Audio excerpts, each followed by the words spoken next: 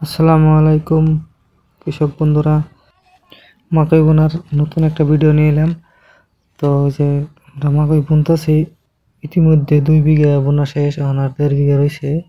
এখন আমরা এনকে ভ্যারাইটির মাকই বুনতেছি। এনকে ভ্যারাইটির প্রায় 1.5 বিঘা হানি বুনতেছি।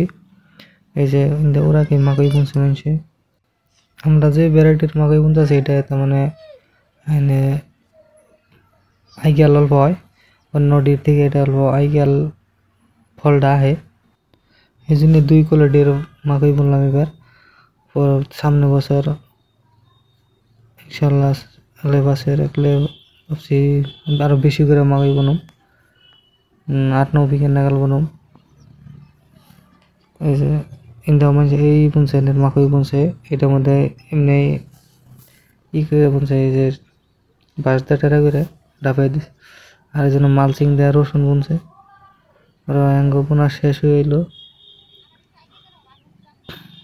এইটা বোনার পর আর 1/2 বিঘা বোনা থাকবো।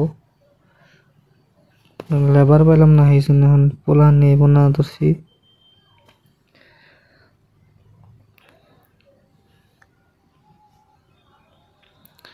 এই যে ওরা চোখ জুড়ে মেশে মাকই বুনছে এবার। আর আমি এর আগেও 2-3 বার বুনছি,